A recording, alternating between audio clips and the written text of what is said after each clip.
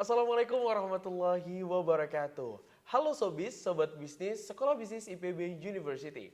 Saya Syahrul Wirahadi. Kali ini pasti teman-teman di rumah sudah sangat penasaran. Seperti apa sih kurikulum yang ada di Sekolah Bisnis IPB University, sistem pembelajarannya, atau bahkan apa aja yang akan bisa kita eksplorasi lebih dalam lagi jika menjadi mahasiswa di Sekolah Bisnis IPB University. Dan pada kegiatan hari ini, kita akan ditemani oleh salah satu narasumber kita dari Wakil Dekan Bidang Akademik, Kemahasiswaan dan Alumni Sekolah Bisnis IPB University, Bapak Dr. Zainal Asikin. Selamat pagi Bapak. Selamat pagi Mas Syahrul. Gimana kabarnya Pak? Alhamdulillah baik. Alhamdulillah. Alhamdulillah. Oke teman-teman, aku yakin teman-teman di rumah sudah sangat penasaran apa aja sih yang akan kita bahas hari ini. Tentu saja Bapak, teman-teman di rumah sudah bertanya-tanya ketika ingin masuk ke Sekolah Bisnis IPB, kira-kira nih Pak, akreditasi apa sih yang sudah diraih oleh Sekolah Bisnis IPB University untuk dapat menyongsong pendidikan mereka di kampus kita Bapak? Baik, jadi kita punya dua akreditasi. Jadi yang pertama adalah akreditasi nasional, ya. Dulu akreditasi nasional ini di-assess oleh BANPT, Badan Akreditasi Nasional Perguruan Tinggi, tetapi sekarang oleh Lembaga Akreditasi Mandiri. Kita tergabung di dalam Lembaga Akreditasi Mandiri Ekonomi, Bisnis, dan Manajemen dan Akuntansi, begitu. EMBA ya. Jadi kita mendapatkan akreditasi unggul. Unggul artinya bahwa standar kualitas pembelajaran kita, begitu ya salah satunya, itu sudah melampaui standar nasional pendidikan tinggi, begitu. Jadi kalau nasional, pemerintah itu membuat semacam standar, mulai dari input, output, proses sampai dengan outcome, begitu. Nah, kalau kemudian kita mampu standar-standar yang kita buat itu melampaui standar nasional pendidikan tinggi, sangat melampaui, begitu, berarti kita mendapatkan unggul. Unggul artinya akreditasi tertinggi, begitu. Nah, yang kedua, kita juga mendapatkan akreditasi dari internasional, ya, yang kita sebut sebagai ABES 21 yang basisnya di Tokyo. Jadi untuk semua multistrata nih, S1, S2, S3, untuk nasional unggul, kemudian teragasi juga internasional. Begitu kira-kira. Oh baik Pak, terima kasih. Berarti teman-teman nggak perlu khawatir lagi karena standarisasi ataupun akreditasi dari kurikulum, dari mulai input, proses hingga output di Sekolah Bisnis IPB University telah terakreditasi unggul yang diakses langsung oleh LAM-EMBA ya. yang dahulu dilakukan oleh BANPT dan juga telah terakreditasi baik ya Pak ya, atau A ya? Sangat unggul. Unggul juga? Unggul. Jadi begini, kalau dalam konteks sekarang itu kategori akreditasi itu ada tiga. Yang pertama adalah baik. Kalau baik ini artinya standar yang dilakukan oleh perguruan tinggi atau program studi itu sesuai dengan standar nasional. Nah, ini paling minim lah. Standar minimalnya masuk, maka dia dapat baik. Kalau yang atasnya adalah sangat baik atau baik sekali. Nah, ini melampaui sedikit. Kalau unggul sangat melampaui jauh, begitu, di atas, begitu. Maka kita sebut sebagai unggul. Begitu. Oke, seperti itu teman-teman. Dan kita juga terakreditasi oleh ABES 21 yang base-nya ada di Tokyo, Jepang. Jadi nggak perlu khawatir lagi, kurikulum di SBIPB University sudah terjamin tentunya. Oke Bapak, dan ternyata kita juga, dosen-dosen kita tergabung ke dalam beberapa asosiasi. Mulai dari asosiasi Pendidikan Doktor Manajemen, kemudian juga Magister Manajemen, serta Fakultas Ekonomi dan juga Bisnis. Kira-kira apa sih Pak yang menjadi hal penting ketika dosen-dosen kita tergabung ke dalam asosiasi tersebut? Baik, jadi ada yang sifatnya asosiasi itu lembaga, ya, artinya keanggotaannya adalah antar lembaga, ada juga yang tadi individu, begitu ya. Nah, dalam konteks tadi APMMI, Asosiasi Program Magister Manajemen Indonesia, Asosiasi Program Doktor Manajemen Indonesia, kemudian Asosiasi Fakultas Ekonomi dan Bisnis Indonesia, artinya yang menjadi keanggotaannya adalah sekolah bisnis, gitu ya. Kemudian selain itu para dosen kita itu juga afiliasi menjadi anggota di berbagai asosiasi profesi, misalnya seperti Ikatan Sarjana Ekonomi Indonesia, begitu ya. Ada lagi AASIM yang berkaitan dengan marketing, begitu ya. Ada juga yang berkaitan dengan ekonomi pertanian, Perhepi misalnya, dan banyak yang lainnya. Termasuk misalnya asosiasi para dosen yang dia minatnya di manajemen risiko, kita punya asosiasi sendiri begitu ya, tergabung. Jadi berbagai macam. Nah, tentu saja dengan bergabungnya di asosiasi baik IPSB sebagai lembaga maupun para dosennya, ini akan mempermudah jejaring kita. Gitu ya. Apalagi kalau sekarang misalnya kita dituntut untuk banyak berkolaborasi, baik dalam konteks domestik maupun internasional. Nah, di domestik karena kita banyak teman di mana-mana begitu, gampang aja. Kita perlu praktisi yang seperti ini misalnya. Kita ingin berkolaborasi dengan perguruan tinggi ini karena programnya selaras dan seterusnya bisa. Bahkan dalam konteks internasional. Tadi dengan kita bergabung di ABES begitu ya, maka para anggota ABES dari seluruh dunia, utamanya Asia begitu ya, Indonesia dan seterusnya, kita gampang saja ya. Kita ingin berkolaborasi dalam konteks pendidikan. Ya, pertukaran pelajar misalnya gitu ya. Riset, pengabdian masyarakat itu bisa kita lakukan gitu ya. Jadi mengembangkan jejaring ya bagi kita semua. Dengan demikian kita jadi lebih mudah untuk mengakselerasi mahasiswa untuk bisa mengeksplorasi segala macam bidang ya Pak ya. Iya, dengan betul. jejaring-jejaring yang ada. Iya, betul. Jadi jangan khawatir begitu ya. Iya. Mahasiswa perlu begini nih, saya ingin student exchange kemana gitu ya, pertukaran pelajar kemana. Kita bisa kontak mitra kita di berbagai negara, kira-kira begitu. Atau mau di Indonesia sendiri banyak gitu ya, tadi dengan asosiasi itu kita memiliki jaring yang kuat. Dan itu sudah terlaksana di kampus kita ya Pak ya? Sudah terlaksana dari tahun ke tahun, bahkan kalau kita lihat progresnya dari tahun ke tahun, baik mau itu kuantitasnya maupun kualitasnya semakin baik. Semakin Nah, baik. itu juga memang semangat kita tadi dalam Iya. konteks akreditasi itu harus terus meningkat ya. Kualitasnya harus terus meningkat dari waktu ke waktu. Tentu saja. Continuous improvement lah kalau bahasa anak muda sekarang. Gitu. Betul sekali. Sekolah bisnis sangat menjaga hal tersebut ya, sehingga tidak membatasi mahasiswanya untuk dapat mengeksplorasi baik di tingkat nasional maupun di tingkat mancanegara. Jadi tentu saja teman-teman sekalian, jenjang sarjana, magister dan doktoral nggak perlu khawatir untuk masalah tersebut. Dan pastinya nih Pak, teman-teman sebelum masuk ke kampus kita pasti akan melihat sebenarnya kurikulum apa sih yang diterapkan, journey apa sih yang akan mereka dapatkan ketika mereka menjadi mahasiswa baik sarjana, magister ataupun doktoral. Kita kira apa sih Pak yang mungkin bisa kita share ke mereka dan apa yang bisa ngebuat mereka yakin untuk bisa memilih Sekolah Bisnis IPB menjadi pelabuhannya gitu Pak, silakan. Baik, jadi sebagai lembaga di perguruan tinggi sekolah sama seperti lembaga lain, kita punya namanya visi. Visi itu artinya cita-cita kita, mimpi kita. Nah, dalam konteks tadi untuk mahasiswa, kita punya mimpi bahwa mahasiswa untuk S1 misalnya, kita ingin nurturing, membentuk para praktisi bisnis yang bertanggung jawab. Gitu, untuk S1. Kemudian untuk S2 kita ingin membentuk para eksekutif bisnis yang bertanggung jawab juga begitu ya. Nah, sementara untuk S3 kita ingin ya membentuk para pemimpin bisnis dan ilmuwan yang bertanggung jawab. Kira-kira itu cita-cita kita. Nah, dari cita-cita itu kemudian kita turunkan ke dalam bentuk kurikulum begitu ya. Jadi masing-masing strata baik itu sarjana, magister, doktor itu punya journey-nya masing-masing atau perjalanannya masing-masing atau pengalaman belajarnya masing-masing. Begitu ya. Contoh misalnya untuk yang S1 tadi, praktisi bisnis yang bertanggung jawab.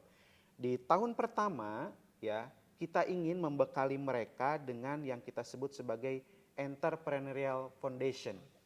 Fondasi mereka berjiwa entrepreneur.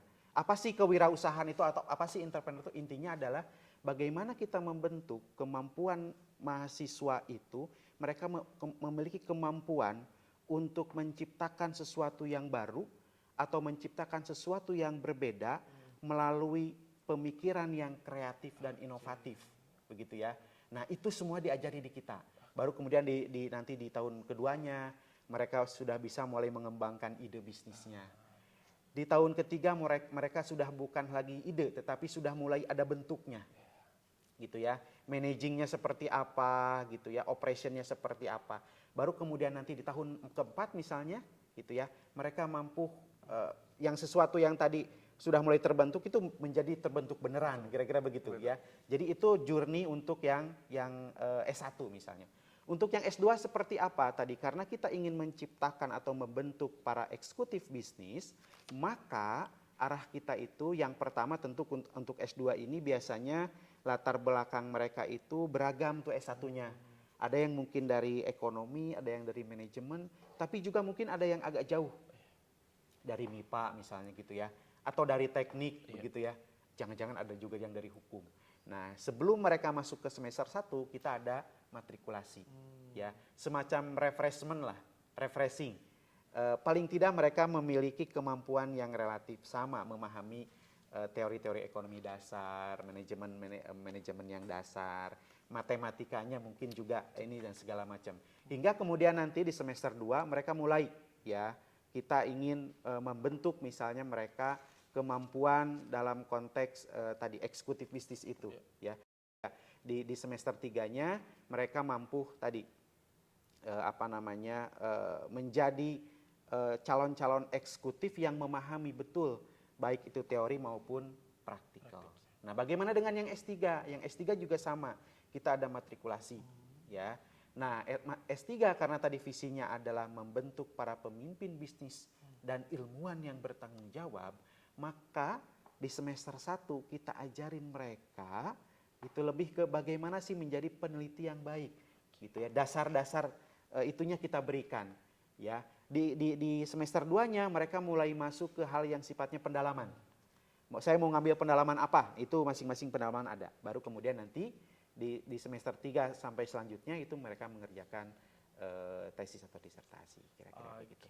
Luar biasa sekali ya, cukup menarik kata-kata yang mungkin jarang kita lihat ketika kita melihat manajemen bisnis ataupun program studi yang sejenis, dan di sini memiliki visi yang cukup berbeda. Jadi seorang pebisnis bukan hanya seorang pebisnis, tapi responsible pebisnis ataupun responsible eksekutif dan juga responsible leaders ya Pak ya. Dan mungkin kita akan kupas satu-satu nih Pak, mulai dari yang sarjana. Untuk journey-nya nih Pak, yang ditawarkan di kampus kita itu seperti apa? Dibagi, saya dengar juga ada pembagian konsentrasi yang bisa teman-teman pilih dan tentu saja menyesuaikan minat bakat serta passion yang dimiliki oleh teman-teman di rumah. Oke, baik. Ini pertanyaan yang bagus menurut saya. Jadi yang pertama itu begini, untuk S1 tadi karena kita ingin membentuk para praktisi bisnis, maka mereka itu kita bentuk agar memiliki kemampuan yang kita sebut sebagai agile entrepreneur. Gitu ya. Jadi mahasiswa yang memiliki kemampuan komitmen untuk terus belajar, menjadi pembelajar yang lincah, kan kira-kira begitu. Itu desain kurikulum kita. Yang kedua, tentu saja pembelajaran lincah juga tidak cukup. Mahasiswa itu harus kita bekali dengan kemampuan untuk menganalisis lingkungan bisnis. Ya, karena lingkungan bisnis sekarang kan berubah sekali begitu ya. Nah, dari mereka memahami tadi sebagai agile entrepreneur, kemudian yang kedua dia mampu memahami lingkungan bisnis yang dengan baik, harapannya mereka memiliki kemampuan untuk mengidentifikasi peluang-peluang bisnis tadi. Sehingga pada akhirnya ada 3 kemampuan yang mereka miliki. Yang pertama adalah how to manage, how to create, how to develop. Artinya how to create, kalau mau bikin startup mereka bisa. Tapi kan nggak cukup, startup udah jadi harus di manage. Tapi kan nggak cukup di manage, dikelola, harus juga berkembang, how to develop. Gitu. Nah, dalam konteks itu kita punya 4 pendalaman nih, 4 konsentrasi. Yang pertama adalah konsentrasi intrapreneurship. Nah, kalau yang ini memang ya lebih ditekankan kepada how to manage dan how to develop. Ya, how to develop. Ada lagi entrepreneurship. Ya, ini mengembangkan startup. Berarti how to create-nya mereka lebih banyak. Selain how to manage dan how to develop ya. Gitu ya. Ada lagi ini digital business. Ya, digital business juga sama. Dia bisa masuk ya nantinya arahnya ke intrapreneurship atau ke entrepreneurship. Tetapi khusus memang ini objek yang dipelajari lebih banyak berkaitan dengan digital. Nah, lalu bagaimana dengan yang satu lagi? Kita punya investment and wealth management atau manajemen investasi dan kekayaan. Begitu ya. Jadi sekarang itu di Indonesia maupun di dunia banyak sekali orang-orang kaya kira-kira gitu. Nah, mereka itu kadang-kadang bingung mau invest di mana ya. Nah, mahasiswa yang memiliki pendalaman di sini itu nanti mampu memberikan rekomendasi how to manage, how to develop investasi dan kekayaannya tadi dengan baik. Kira-kira Oke, luar biasa sekali ya. Ternyata konsentrasi yang ada di sekolah bisnis ini cukup menjawab persoalan-persoalan yang mungkin berkembang sejauh ini ya Pak ya. Mulai dari creating, kemudian managing, sampai developing. Kita disiapkan. Dan itu dibagi lagi menjadi 4 topik utama ataupun konsentrasi. Mulai tadi ya entrepreneur, bisnis digital, dan juga investment and wealth management. Nanti teman-teman jika penasaran lebih dalam lagi bisa langsung cek di website kita ya Pak ya. Penjelasannya lebih detail terkait dengan mata kuliah dan juga pengembangan-pengembangan apa aja yang bisa kita bersama-sama lakukan seperti itu. Nah, saya ingin menambahkan sedikit. Silakan Pak. Kaitan dengan tadi responsible. Oke. Responsible. Kenapa kita menambahkan tidak hanya nurturing membentuk para pebisnis, tetapi pebisnis yang bertanggung jawab. Ini sebenarnya kaitan dengan begini, bahwa kita ingin ya lulusan-lulusan kita itu selain tadi ya mampu dalam konteks creating, managing and developing, tetapi mereka juga memiliki tanggung jawab. Tanggung jawab sebagai apa? Sebagai warga negara gitu ya, yang baik. Apa? Sehingga nanti ketika mereka berbisnis, itu yang mereka pikirkan tidak hanya yang sifatnya profit atau profit begitu. Tetapi ketika mereka mampu mengembangkan perusahaan dengan baik misalnya gitu ya, menjadi CEO yang sukses begitu ya, para profesional yang sukses, mereka juga bisa lebih peduli terhadap lingkungan. Betul.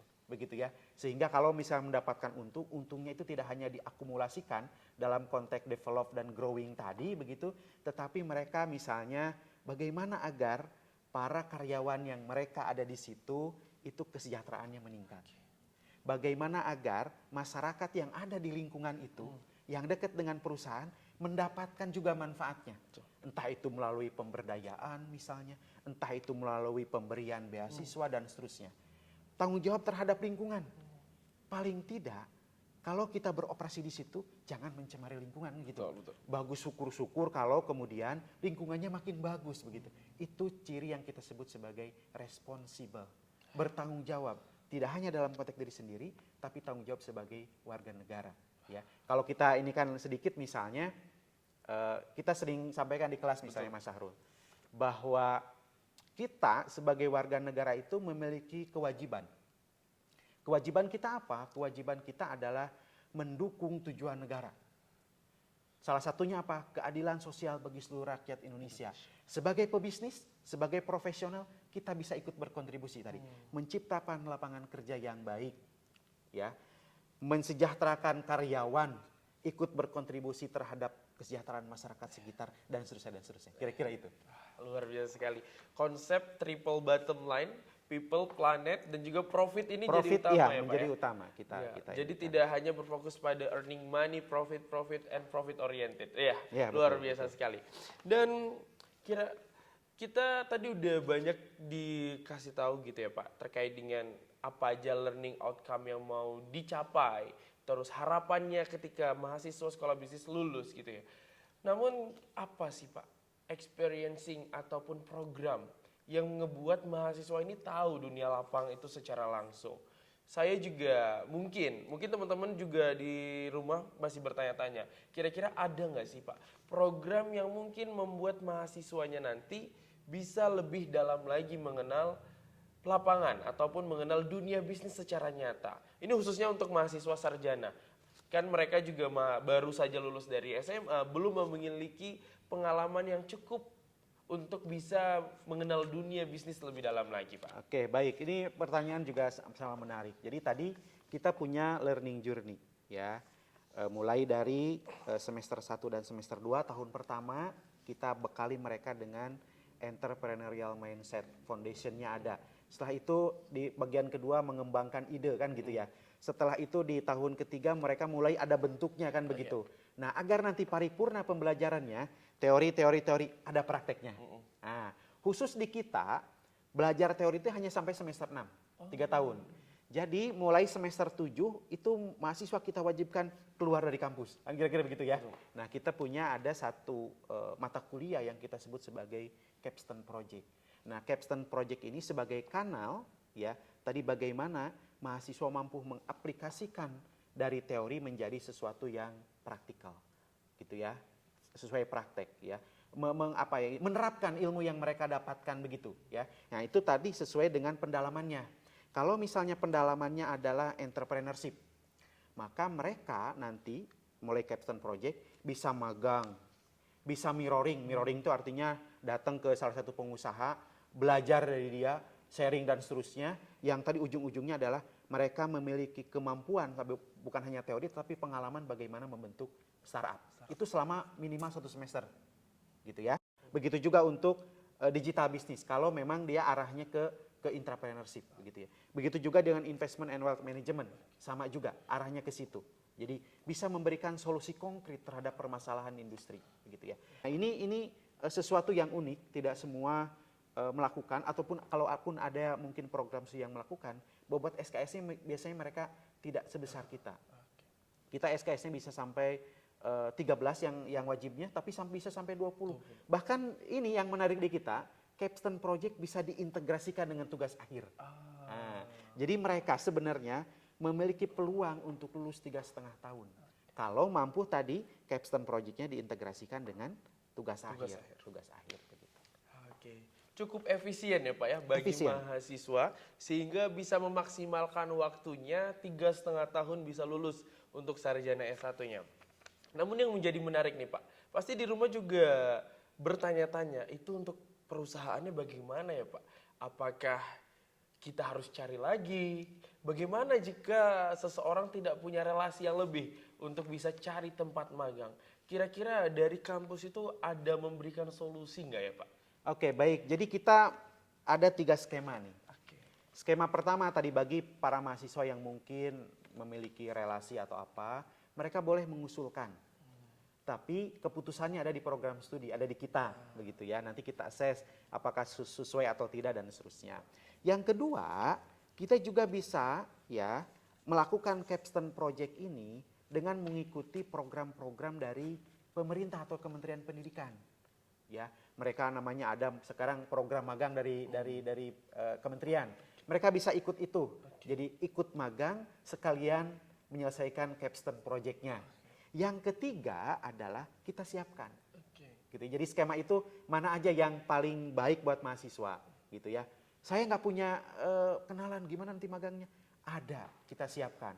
Kita banyak relasi tadi, asosiasi segala macam, termasuk dalam konteks ini adalah para alumni-alumni kita, ya, alumni S2, alumni S3, gitu ya. Mereka yang nanti akan menjadi mitra kita dalam menempatkan para mahasiswa dalam program capstone project, ya, atau dalam bahasa umumnya magang lah, gitu ya, magang. Luar biasa sekali.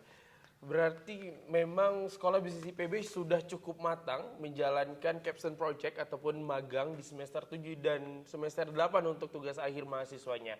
Jadi teman-teman nggak usah khawatir lagi bakalan ngikutin kegiatan capstone itu seperti apa, karena memang Sekolah Bisnis IPB sudah menyiapkannya secara matang dan akan mensupport secara penuh jika teman-teman memang serius untuk bisa mengeksplorasi diri kembali.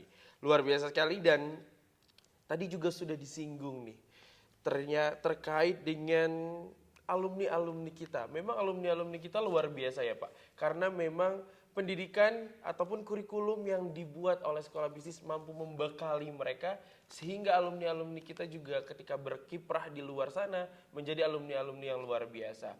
Dan kebanyakan alumni kita ternyata itu alumninya dari pasca sarjana ya Pak ya? Iya, betul. Nah, ini yang cukup menarik di sini, menjadi fondasi utama dari Sekolah Bisnis IPB. Untuk kurikulum yang tadi disampaikan adalah terkait dengan sarjana dan sekarang terkait pasca sarjana Pak. Kira-kira journey apa mungkin bisa ditawarkan oleh Sekolah Bisnis untuk calon mahasiswa pasca sarjana Pak? Silakan. Baik, jadi tadi untuk program magister, ya, magister manajemen dan bisnis, itu mission statement-nya adalah membentuk para eksekutif bisnis yang bertanggung jawab. Yang bertanggung jawabnya tadi sudah kita jelaskan begitu. Nah, eksekutif bisnis itu seperti apa? Kita punya kurikulum tadi, gitu ya, kurikulum. Jadi yang pertama, Refreshing Business Foundation. Jadi tidak usah khawatir bagi Bapak Ibu teman-teman semua yang ingin S2 di kita, tapi saya kan bukan orang ekonomi. Saya bukan orang manajemen, saya bukan orang bisnis. Saya orang teknik nih gitu. Saya orang MIPA, tidak usah khawatir. Kita ada matrikulasi, itu yang pertama. Jadi menyamakan persepsi berkaitan dengan teori-teori dasar dari manajemen dan bisnis itu kita dapatkan di matrikulasi. Nah, setelah itu ya sama halnya dengan yang program sarjana tadi, kita di semester 1 jurninya aja adalah Developing Entrepreneurship Foundation and Opportunity Ideation.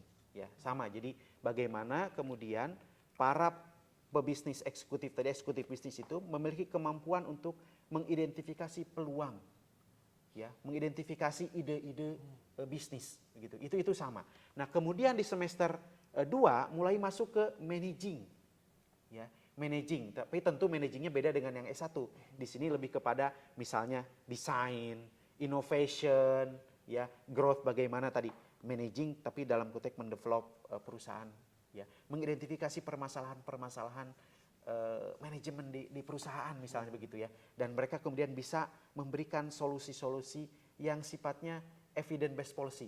Jadi solusinya itu betul-betul berdasarkan scientific method misalnya. Itu yang kita tawarkan. Termasuk di akhir tentu saja kita bekali juga meskipun tadi sekolahnya di Indonesia di Bogor begitu ya. Untuk yang S2 kita ada satu program namanya Widya Wisata atau International Exposure, ya. Mereka bisa ke luar negeri begitu ya, mengunjungi universitas lain, mengunjungi perusahaan multinasional, bisa sharing dan seterusnya. Itu bagian dari kita enrich. Selain juga banyak program lain, misalnya apa? Summer course, ya. Kita bahkan menyelenggarakan paling tidak dalam setahun itu 2 kali kita summer course. Ada conference, ya, dan seterusnya. Sehingga untuk mahasiswa S2 ini kita bekali tidak hanya theoretical, ya, teoritis, tapi juga aplikasi tadi, ya. Kemudian selain itu kita bekali juga mereka dengan exposure, ya, internasional begitu. Lalu bagaimana dengan S3? S3 juga sama tadi, karena S3 ingin membentuk para pemimpin bisnis yang bertanggung jawab dan para ilmuwan yang bertanggung jawab, maka ya selain matrikulasi tadi gitu ya, di semester 1 mereka dibekali dengan kemampuan untuk menjadi independent researcher. Gitu ya. Jadi ini lebih tinggi lagi nih, gitu ya, lebih tinggi lagi dibanding S2, independent researcher. Sehingga ketika mereka nanti menjadi para pemimpin bisnis atau sekarang sudah menjadi pemimpin bisnis, ketika membuat keputusan-keputusan bisnis itu tidak hanya berdasarkan intuisi, tetapi berdasarkan baca data. Kayak gitu kan ya, baca data perusahaan, baca lingkungan bisnis yang terus berkembang dan seterusnya begitu ya. Nah, setelah itu ketika sudah mereka memiliki kemampuan untuk menjadi independent researcher, maka di semester 2-nya mereka sudah memiliki kemampuan theoretical, dasar-dasar teorinya, tetapi juga tentu aplikasinya melalui studi kasus dan seterusnya begitu ya.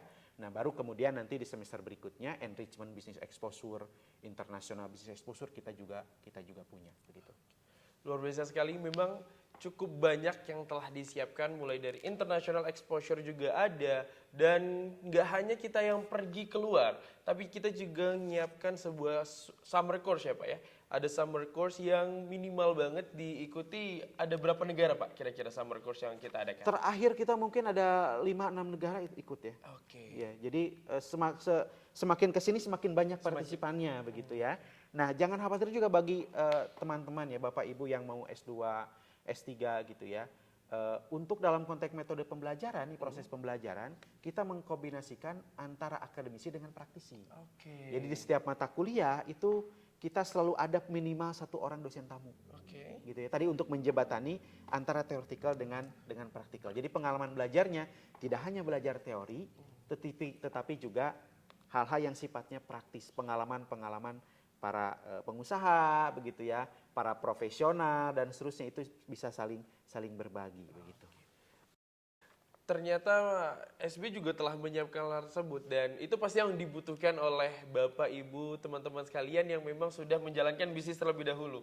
Bagaimana sebenarnya bisnis yang dilakukan Bapak Ibu terkait dengan teori-teori yang ada, sehingga kombinasi antara dosen yang backgroundnya seorang akademisi dengan dosen yang background adalah seorang praktisi bisa dihubungkan. Jadi nggak usah khawatir, bisa sekali untuk Bapak Ibu sekalian dengan belajar di sekolah bisnis untuk bisa mengembangkan bisnisnya jadi scale up lebih baik lagi. Iya betul. Nah untuk S3 juga ini ada yang menarik di kita. Jadi di setiap kelas itu biasanya paling tidak ada tiga klaster background mahasiswa. Oke. Ada yang memang backgroundnya akademisi, mungkin dia para dosen dan seterusnya begitu yang sedang studi lanjut. Ada juga para profesional, para CEO misalnya di perusahaan-perusahaan begitu ya. Nah ada juga yang klaster ketiga adalah para pengusaha. Nah sehingga masing-masing klaster itu bisa saling berbagi itu. Ada dari perspektif akademisnya, ada temannya itu. Iya. Ada yang dari para profesionalnya, ada dari pebisnisnya biasanya. Jadi tiga klaster itu selalu mewarnai karakteristik dari background para mahasiswa kita di kelas gitu untuk S3. Dan tentunya jejaring di sekolah bisnis IPB juga bisa dimanfaatkan ya. Karena memang sejauh ini dari background yang ada ya Pak, dari si levelnya ada, kemudian juga dari background pengusaha juga ada, akademisi juga ada.